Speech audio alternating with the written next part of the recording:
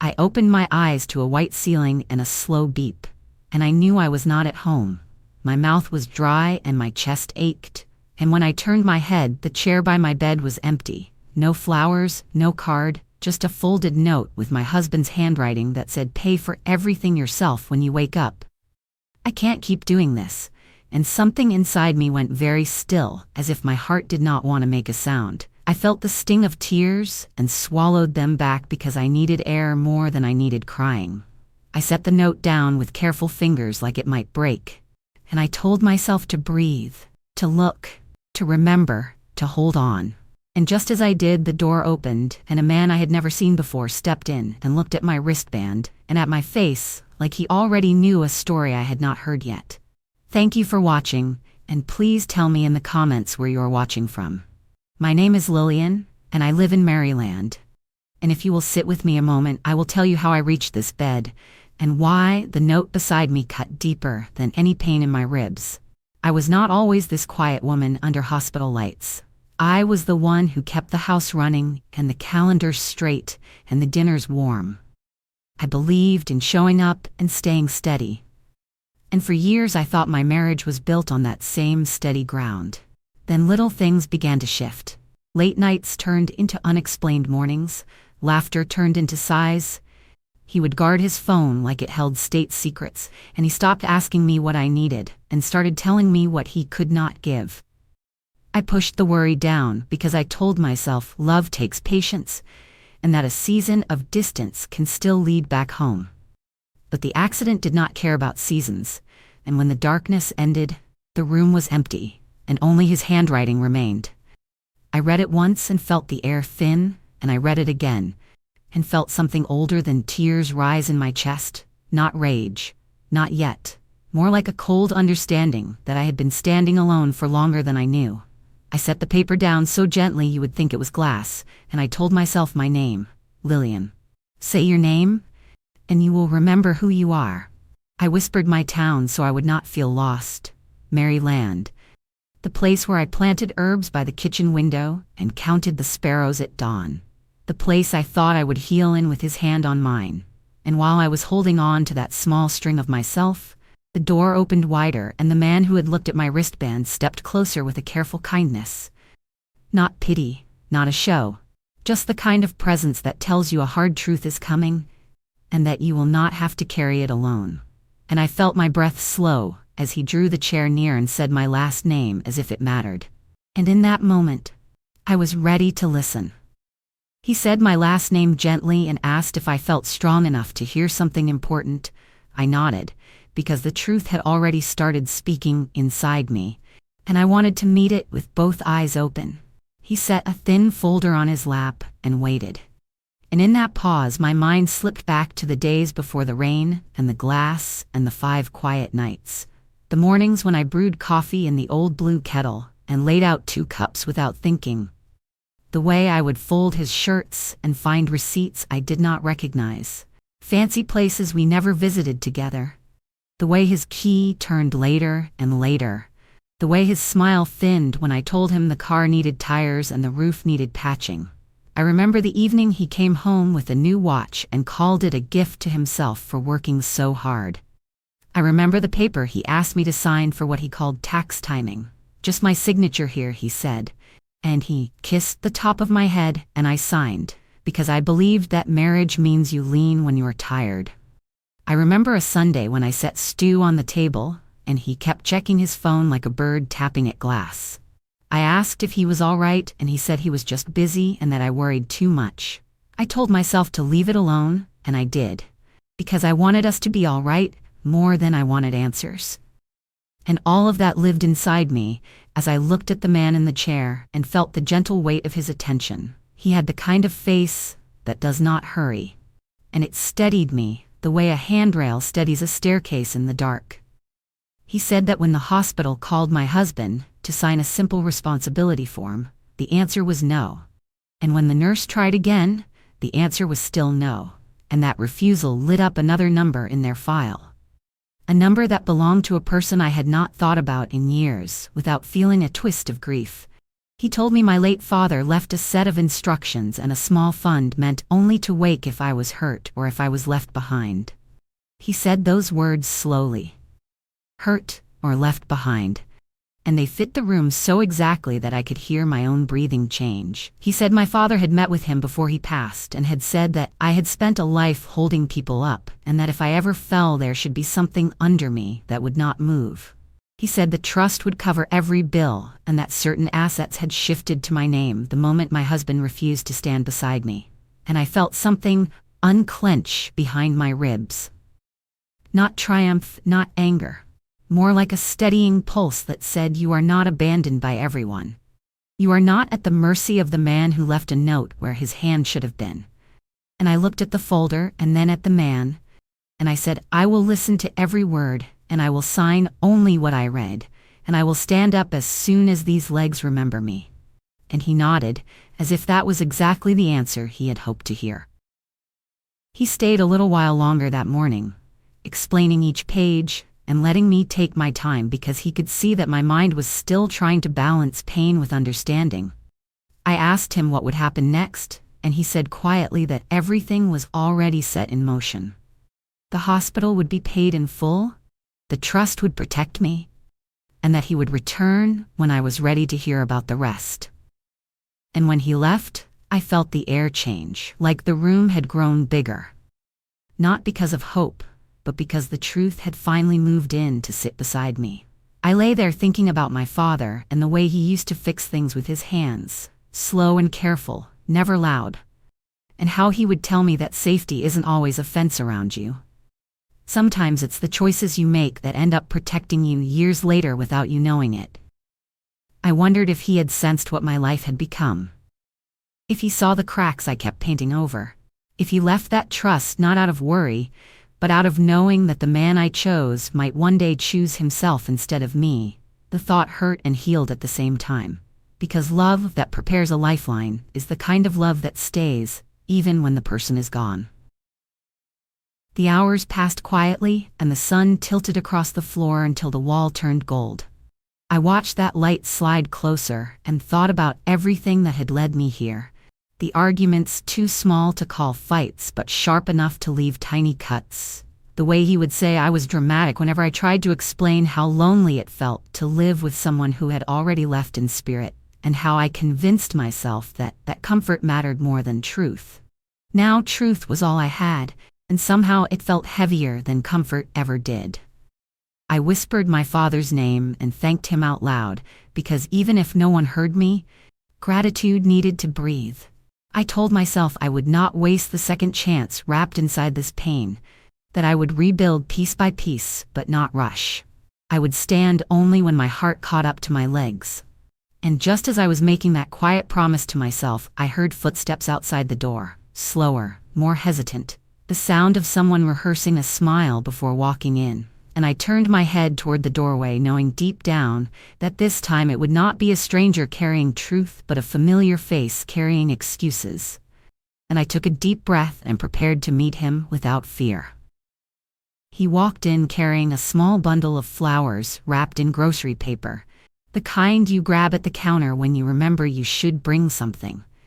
His smile was practiced, not cruel but empty, in a way that told me he had been rehearsing the moment for days. He said my name softly, like it still belonged to him, and asked how I was feeling. I answered with a calm voice because I had already felt every emotion he could possibly cause. And there was nothing left but steady air between us. He placed the flowers on the table and looked around like he expected applause for showing up. Then he sat down on the edge of the bed and said he had been overwhelmed and confused, that the accident had scared him, and he did not know what to do.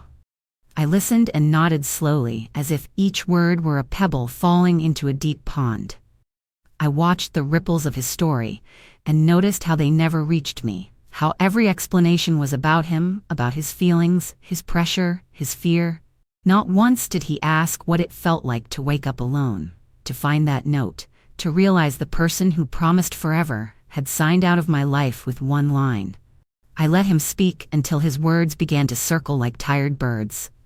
And then I looked straight at him, and asked if he remembered what he wrote on that piece of paper. He froze for a moment and then looked away and said he had not meant it like that it was just frustration, that bills pile up and hospitals cost too much. He said he didn't know I would actually wake up to read it.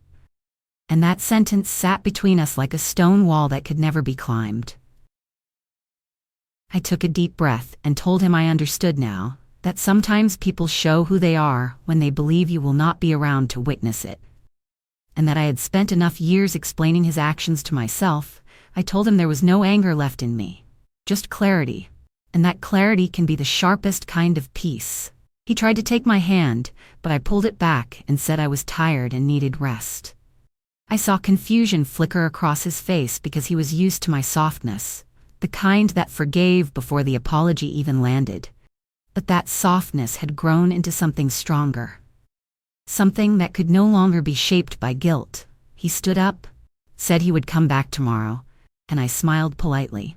Not with love, not with hate, but with a quiet certainty that tomorrow he would find a different version of me waiting. One that carried truth instead of hope.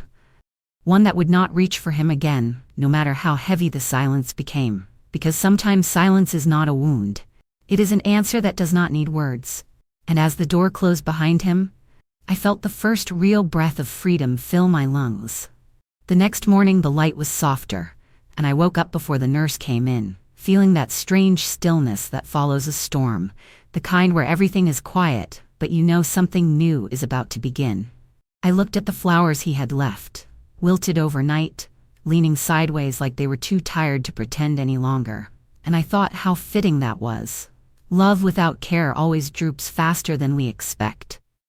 I reached for the small folder the attorney had left on the table and ran my fingers along the edge, remembering his calm words, how he said everything was already in motion, and that I had more control than I realized. For the first time in years, I felt the smallest pulse of power in my chest. Not the loud kind, but the quiet, steady kind that belongs to a person who has stopped being afraid of standing alone. And as I watched the morning light stretch across the blanket, I made a decision. I was done waiting for anyone to choose me. I would choose myself from now on. I called the nurse and asked for my phone, my voice firm but polite. And when she handed it over, I scrolled through the names I had not dialed in months, friends I had slowly drifted from. People who once said they admired my strength, but whom I had pushed away because I was too busy holding a marriage together by myself. I sent one message, short and simple, just to let someone know I was awake and safe. Then I called the attorney and told him I was ready to see him again. He said he would come by that afternoon and bring the final documents. And something in his tone made me feel like I was not just signing papers but reclaiming the parts of myself that had been left behind. When the afternoon came, he arrived with the same steady patience. And I told him about my husband's visit. How he spoke of fear and confusion. How he said he didn't mean what he wrote. The attorney listened quietly, his eyes kind but not surprised. And when I finished, he said, "Sometimes people reveal their truest selves when they think no one will remember. But you remembered. And that means you can start over without lies." He opened the folder and showed me the forms my father had set aside, every page carefully written to protect me from betrayal, every line like a message sent from years ago. And as I signed each page, I felt my hands grow steadier. I was not signing out of anger. I was signing out of understanding. And that understanding was worth more than any apology could ever be. When I put down the pen, I looked at the attorney and said, "I never knew my father planned this."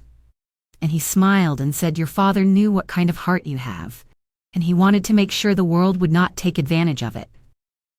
Those words sank into me like sunlight through water, and I closed my eyes for a moment just to feel them settle. And when I opened them again, I knew that the woman who woke up broken had just taken her first real step toward being whole. When he left that afternoon, I stayed awake longer than usual, thinking about how strange it felt to be both wounded and free at the same time. I could feel the ache in my body, the stitches pulling slightly when I moved, yet inside there was this small, calm space, opening wider each hour. I kept replaying his words about my father, about how he had protected me long before I knew I needed protection, And I realized that love does not always arrive with flowers or promises. Sometimes it waits quietly behind the scenes and steps forward only when everything else has fallen apart. I let that thought warm me until I drifted into a half-sleep, and when I opened my eyes again, the nurse was adjusting the blinds, telling me the doctor believed I might be able to go home soon, if I felt strong enough. And hearing that made my heart race a little, because home no longer meant what it used to. Home would not be the same walls filled with disappointment. It would be wherever I could breathe without apology, wherever peace could sit beside me without asking permission. That evening I sat up straighter than before, my hands steady on the blanket, and I asked for a mirror. When the nurse brought it, I looked at my reflection for the first time since the accident. There were lines I had not noticed before, marks of time and worry, but behind them was something new, a kind of quiet resolve that had been hidden under years of pleasing and forgiving. I smiled just slightly, not because I felt pretty or proud, but because I finally recognized the woman looking back. She was not the same Lillian who believed love could fix someone who did not want to be fixed. She was someone who understood that peace is not given, it is claimed. I whispered my father's name again and said thank you, because even from beyond his voice had found a way to reach me and guide me back to myself. And as night settled in, I turned off the light, knowing that the next sunrise would not find me waiting for anyone. It would find me already standing, already ready to walk forward into whatever came next. That night, I stayed in my house for the first time alone, and the quiet did not scare me the way I thought it would. It wrapped around me gently like a familiar song I had forgotten the words to. I made myself a simple dinner, sat by the window, and listened to the sound of the wind moving through the trees. Every corner of the room seemed different now, lighter somehow, as if the walls were finally breathing again. I thought of everything that had happened. The accident, the note, the lawyer, and I realized that every moment that had broken me had also built something new inside me. I no longer felt like someone waiting for an apology that would never come. I felt like someone who had finally learned how to stand in her own quiet strength. I finished my tea, turned off the light, and whispered a small prayer of gratitude, not for what I had lost, but for the peace that had come to take its place. The next morning I woke to sunlight spilling across the floor, and for a moment I just watched the dust dance in the air. It felt strange to see beauty in something so ordinary. But that was how healing often begins, quiet and unnoticed. I got dressed slowly, taking time with every button, because for the first time in years there was no hurry. No one waiting with questions or demands, just me and the sound of the kettle warming on the stove. I poured my tea and stood by the window, watching people walking by, all of them chasing somewhere to be. And I smiled because I was already where I needed to be. I took the papers the attorney had left, the ones confirming everything in my name, and I read them again. Not because I doubted him, but because seeing my own name beside the word owner felt like reclaiming a piece of myself that had been borrowed for too long. I folded them neatly and placed them in a drawer, then whispered a small promise to myself that I would protect my peace the same way my father once protected me. And as I looked around the house, sunlight touching the pictures on the wall, I felt a calm certainty settle deep in my chest, the kind that doesn't need anyone else to make it real. Later that day, I heard a car pull into the driveway, the sound slow and hesitant, like the person behind the wheel was not sure they belonged there anymore. I looked through the curtain and saw him standing by the gate, holding the same kind of grocery store flowers as before. Only this time they looked more like an apology than a gift. I didn't rush to open the door. I let him knock twice, then once more, and when I finally stepped out, I stood tall and calm. He said my name in that familiar way that used to melt my anger, but now it only sounded like a stranger calling from far away. He began to speak quickly, words tumbling out about regret and confusion and how he wanted to make things right. I listened, not because I believed him, but because I needed to hear the sound of his excuses one last time to know that I was truly done. I told him I appreciated that he came, but some things can't be repaired with flowers and late apologies. I handed him an envelope with the papers the attorney had prepared, and when he saw the word divorce, his face went pale. He said I was overreacting, that we could talk it through. But I told him I had already done all the talking during the years he wasn't listening, and now it was time for silence to have its turn. He stared at me, searching for the woman who would cry and forgive. But she wasn't there anymore. I wished him peace, turned and walked back inside, closing the door softly behind me, and in that moment the house felt completely mine for the first time. Filled not with echoes of what had been lost, but with the quiet strength of what I had finally gained. After he left, the house grew quiet again, but it was a different kind of quiet, not the heavy silence that used to press against my chest. This one was gentle, alive, almost kind. I sat in the same chair where I had waited for him so many nights before, but this time I wasn't waiting, I was simply being. I looked around and saw everything exactly as it was. The small cracks in the wall, the fading paint on the windowsill, the clock that ticked a little slower than it used to, and instead of seeing neglect, I saw truth.